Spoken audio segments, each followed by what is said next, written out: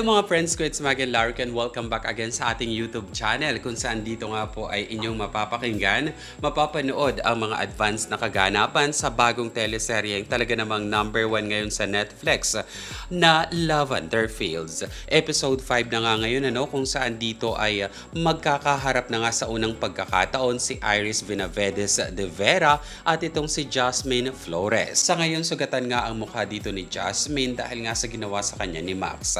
Akala dito niya ay tuloy-tuloy na siyang makakatakas subalit naroon pala sa kanyang likodan itong si Iris. Tinutukan siya dito ng sandata at once umanong gumalaw or tumakbo pa ay hindi umanong magdadalawang isip itong si Iris na paputukan siya. Hinarap naman ito dito ni Jasmine at sinabing hindi niya umano alam na may asawa ng tao itong si Arthur dahil nga sa itong si Tyrone dahil nga sa ang pakilala kay Jasmine ay siya si Arthur at hindi si Tyrone de Vera.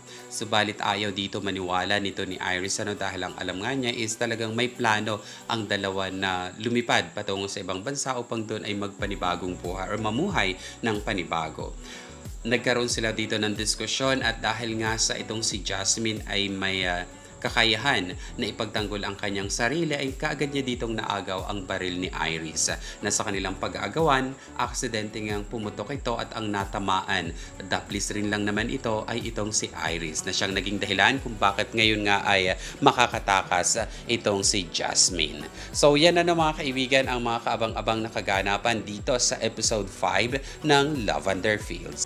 At shoutout po pala sa ating mga kaibigan na kasama po nating sumusubaybay sa bagong teleserye ito. Kay Win ako ng bansang Thailand, Milandro ng bansang Saudi Arabia, Mark Anthony dyan din po sa Saudi, at ganoon din po kay Jetro 12 mula po dyan sa bayan ng Infanta, Philippines. Muli po maraming salamat. Kita-kits po tayo sa mga susunod na kabanata. Bye!